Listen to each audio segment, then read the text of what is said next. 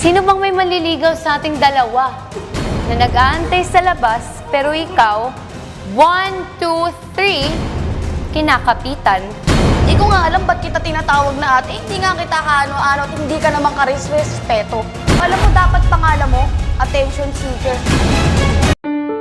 Viral ngayon sa social media ang naging harapan ng PBB Gen 11 housemates na sila Fiang at Jazz matapos tila magkasakitan sa isang rap battle. Sa nasabing kaganapan, kailangan magharapan ng isang teen at isang adult housemate kung saan magbabatuhan sila ng rap sa isa't isa tulad ng ginawa noon ng mga nakaraang batch ng PBB. Nagkaharap sila Fiang at Jazz kung saan makikita sa teaser na nauna si Jazz na magsalita. Ayon sa kanya, sino raw ba ang may manliligaw sa labas pero may kinakapitan pa sa loob ng bahay? Dagdag pa niya, sila na umano ang lumalayo sa kanya. Tila ba napikon at hindi nakapagtimpi si Fiang at bumanat ito pabalik kay Jazz, sabay sabing hindi niya alam kung bakit niya ito tinatawag na ate ngayong hindi naman siya karespe-respeto. Hirit pa niya, attention seeker daw ito.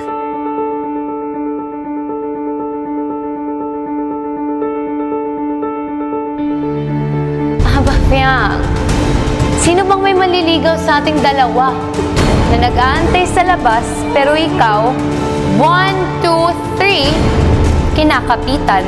Sila na nga yung lumalayo sa'yo, di ba? You disrespect him. You will never gain my respect. Hindi ko nga alam ba't kita tinatawag na ate. Hindi nga kita kaano-ano at hindi ka naman karespeto. Sa ginagawa mo, hindi nga dapat just ang pangalan mo. Alam mo, dapat pangalan mo, attention seeker. Maraming mga netizens ang abang na abang sa mangyayari at nagtrending pa nga ang binitawang salita ni Fiang kay Jazz na attention seeker.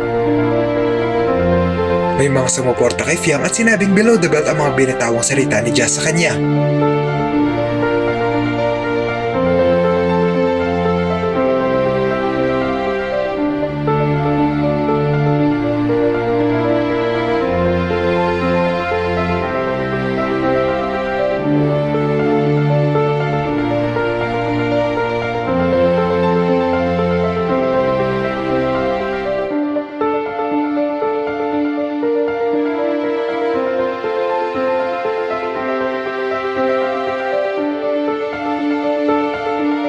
May mga kumampi rin kay Jazz at sinabing parehas naman sila nagsabi ng masakit na salita sa isa't isa, kaya bakit umano si Jazz lang ang binabatikos ng mga netizens?